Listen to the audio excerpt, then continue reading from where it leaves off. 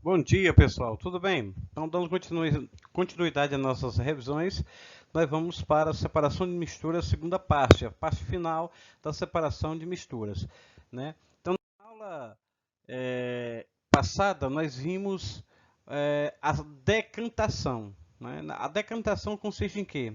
Lembre-se, vamos lembrar do que eu disse, né? A decantação ela consiste em você deixar em repouso o material, a mistura sólido ou líquido, por exemplo, água barrenta.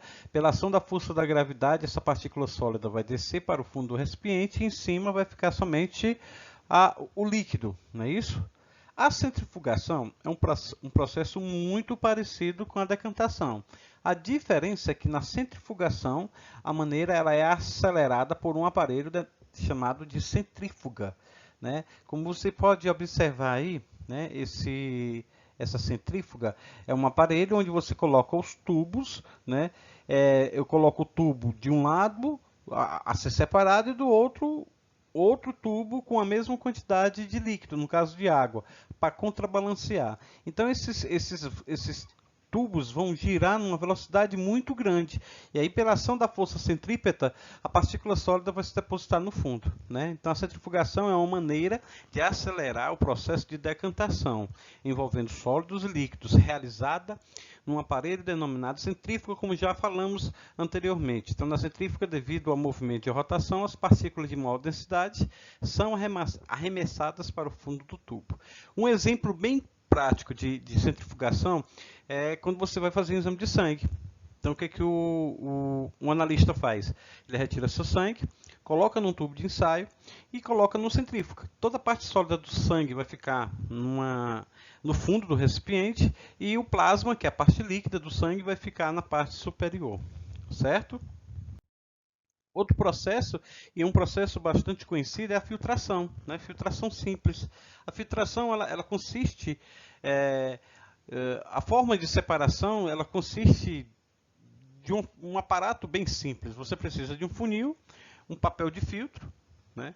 E você derrama a mistura a ser separada, a partícula sólida vai ficar retida do filtro e o líquido vai passar. Um exemplo muito comum, coar café na nossa casa, né? A gente vai preparar o café, coloca o pó dentro do pano e joga água quente, né? Inicialmente ocorre a extração da parte solúvel do café, do pó de café, que atravessa o pano de café. E a parte não solúvel, ou seja, a borra do café, vai ficar retida no pano, não é isso? Então, é um processo de separação sólido-líquido. A filtração. O processo de filtrar água em casa é do mesmo jeito, só que a água vai passar por uma vela de um material poroso, tá certo? Um material que muita gente chama de porcelana porosa, tá certo?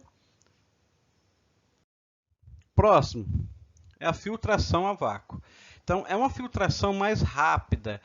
Pode-se usar uma trompa de vácuo. O que é a trompa de vácuo? Esse equipamentozinho aqui, né, de vidro ou de ferro, tá? Onde a água passa, atravessa um canal e a velocidade com que ela passa aqui, ela vai arrastando todo o ar contido nesse recipiente. Então, assim, o que faz essa filtração ser mais rápida é porque todo o ar que está dentro do recipiente ele é retirado. Tá?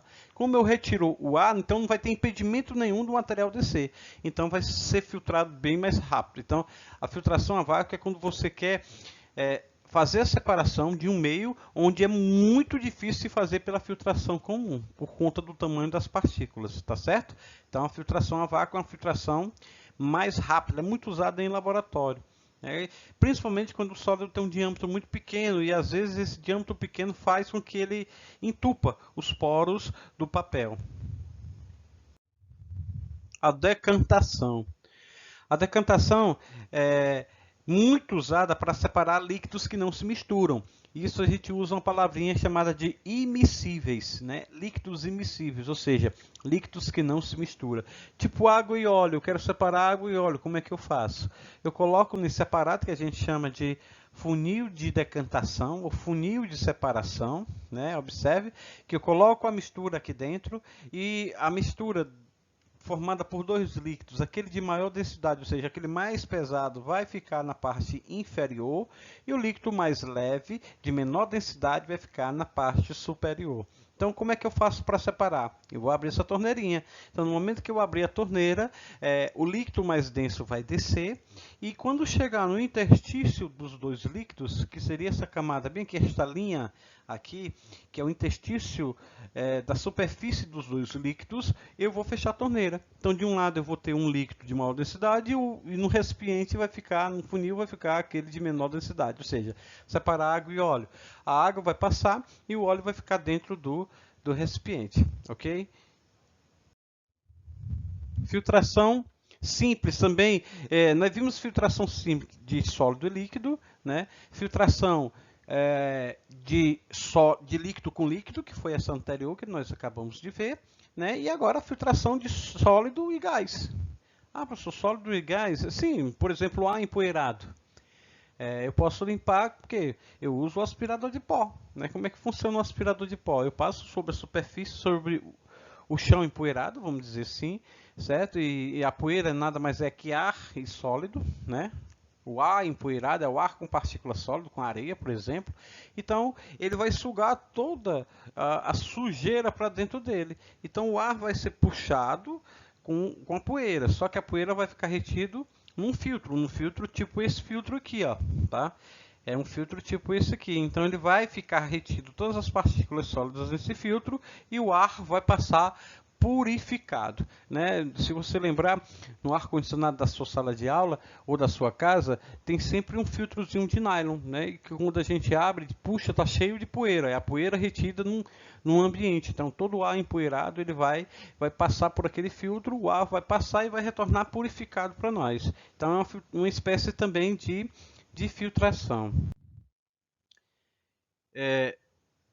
Até agora, nós vimos os métodos de separação de mistura para misturas heterogêneas, ou seja, aquelas que você consegue identificar os seus constituintes. As misturas homogêneas, tipo sólido, líquido, líquido, líquido, né, a gente vai separar por processos diferenciados. Por exemplo, sólido líquido eu tenho dois processos, eu tenho evaporação e eu tenho destilação simples. Líquido líquido eu tenho destilação fracionada. E de líquidos também eu posso ter um processo chamado de cromatografia, que é a separação, o próprio nome já diz, croma, cor, né? Então, é a separação de cores. Eu tenho uma mistura onde eu tenho várias cores, eu posso separar por adição de um solvente. Esse solvente vai arrastar os constituintes e separar, por exemplo, num papel, ou separar num giz, ou separar, por exemplo, num pozinho chamado de sílica. Você consegue separar os constituintes. Eu vou mostrar isso quando nós voltarmos, como funciona a cromatografia, tá? A evaporação, aqui um exemplo bem clássico. Você tem aqui uma salina.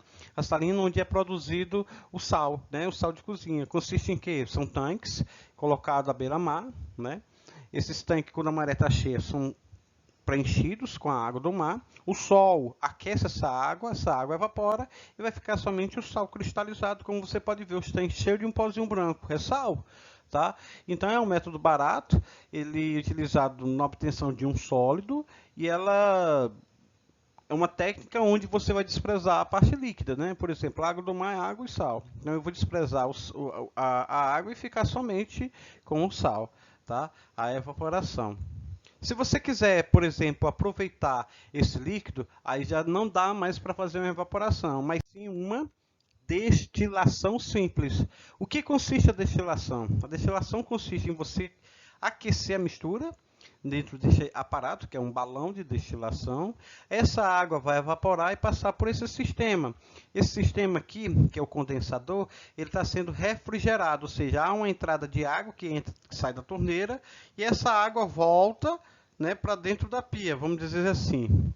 Eu posso ainda usar um sistema de refrigeração que essa água volta para a geladeira. Então, esse sistema, o interior desse sistema fica todo tempo frio. Então, a água, ao evaporar, o vapor quente passa por essa superfície, chega aqui e encontra uma superfície mais fria, o líquido volta, o vapor passa a ser líquido novamente e é separado nesse outro recipiente. Então, nesse lado, quando todo o líquido desaparecer, eu vou ter o sólido, por exemplo, a água do mar, eu vou ter o sal, e no outro recipiente eu vou ter a água. Tá? É um método usado quando se deseja separar a substância sólida dissolvida do solvente, né, sem querer perder o líquido de forma alguma, né? O solvente ele é resfriado, como a gente já viu, e é recolhido em outro frasco, tá certo? Então, destilação simples é quando você quer separar os dois componentes e aproveitar os dois componentes. A evaporação não, quando você só quer aproveitar apenas a parte sólida, a parte líquida vai ser desprezada. A destilação fracionada, ela é bem parecida. A diferença é que você tem vários líquidos. E aí você vai aquecer esses líquidos e à medida que eles forem sendo aquecidos, eles vão atingir o seu ponto de ebulição, vão evaporando gradativamente, separando cada um deles. Um exemplo bem característico de destilação fracionada, gente, é, por exemplo, a separação dos constituintes do petróleo. Você tem um petróleo, esse petróleo ele é aquecido, né? E aí ele vai liberando cada componente à medida que a temperatura vai aumentando. Tá aqui o exemplo do petróleo, né? A 20 graus Celsius, por exemplo, vai sair gás butano. Se eu aquecer um pouco mais a 200, sai um material mais pesado. A 150 graus sai gasolina, por exemplo. A 200 graus vai sair óleo diesel, por exemplo, né? A 300 vai sair querosene, a 370 eu vou ter, por exemplo, os óleos lubrificantes, que são, observe que vai aumentando a espessura do líquido, né? Então, óleos lubrificantes e assim por diante. Ah, professor, e vai chegar uma temperatura, por exemplo, 400, 500 graus eu vou ter asfalto, certo? A borra do petróleo vai sair o asfalto. Então é um processo muito usado, a destilação fracionada, na indústria petroquímica, né, para que eu possa obter os derivados do petróleo. Né? Então, nesse caso, você tem colunas de fracionamento. Essas colunas elas são divididas em reservatórios, que a gente chama de pratos ou bandejas. Em cada prato vai saindo um produto diferente. E a cromatografia, ela baseia-se na polaridade das moléculas. Essas moléculas apresentam uma propriedade que é de atração mútua, ou seja, elas se atraem entre si, né? Enquanto a solução atravessa a coluna, os componentes individuais da mistura migram para baixo em diferentes velocidades. Por exemplo, eu coloquei um material a ser separado no topo, como você pode ver, né? Então, que esse material, ou melhor, nessa parte de baixo, material amarelo, né? E à medida que o solvente vai subindo, você pode ver que eu vou tendo várias tonalidades, até chegar na parte final, ó, tá certo? Então, houve a separação da mistura total, ou seja, inicialmente eu coloquei um determinado material, que era amarelinho, e ele foi liberando os seus componentes, e cada componente é representado por uma cor dessa. Você pode ver que eu tenho um amarelo de intensidade um pouco maior, outro amarelo bem mais intenso, tendendo a laranja, aí eu vou ter um verde escuro, um verde mais claro, esbranquiçado e um azulzinho lá no final. Tá? Isso aqui é o processo de cromatografia, processo de separação dos componentes, né, usando um solvente para que esse solvente vá arrastar. Né? Você coloca o material separado aqui e coloca isso imerso dentro de um frasco com um solvente um líquido. Né? E esse líquido vai subindo vamos dizer assim, nessa placa, aqui no caso que é uma placa de cromatografia, ele vai subindo. À medida que ele vai subindo, ele vai arrastando consigo os constituintes, os materiais. E aí eu identifico através da cor, por isso que o nome é cromatografia. Eu faço a leitura pela diferença de cores que vai surgindo, tá ok? Então esse era, na verdade, os processos de separação que eu queria mostrar para vocês. Então até a próxima semana, fique com Deus e bom trabalho e boas atividades.